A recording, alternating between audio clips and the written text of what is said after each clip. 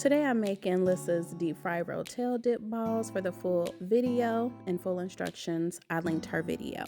You cut up a jalapeno, and I diced up some onion. Got the ground beef there, and I'm about to put it on the stove.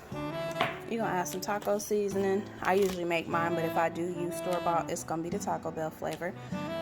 Some minced garlic, and then I'm gonna add a little bit of cilantro. So I'm gonna put the meat in a skillet.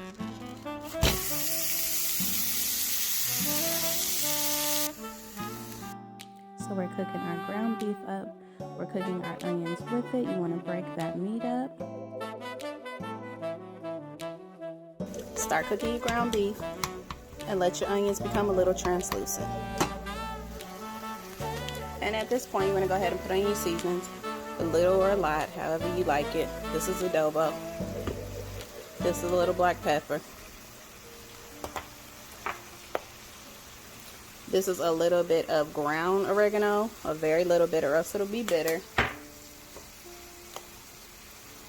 Onion powder, of course, just a little bit. You already got them onions in there.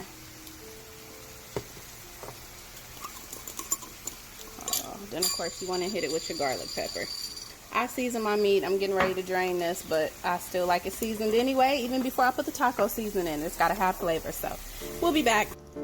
Okay, we just strained and came back. You're going to add your taco seasoning in there. Add your jalapeno. Add some minced garlic, however much you like.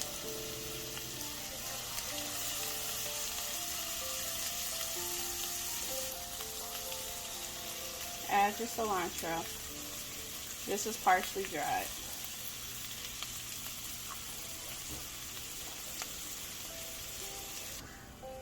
Hit it with a little bit of water and let that cook down. Set that to the side. Now you're going to do your cheese. In a glass of plastic bowl, you got a block of cream cheese, 12 ounces of Velveeta.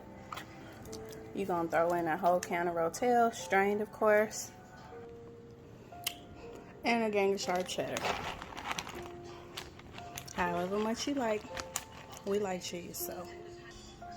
Put all that in the microwave for a minute and a half.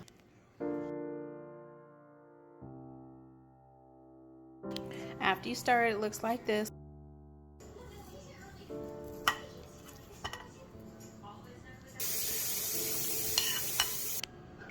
After it's mixed, it should look like this. Let me try to get a close-up. Put the top on, put it in the freezer for 25 minutes. Refrigerator, sorry, for 25 minutes.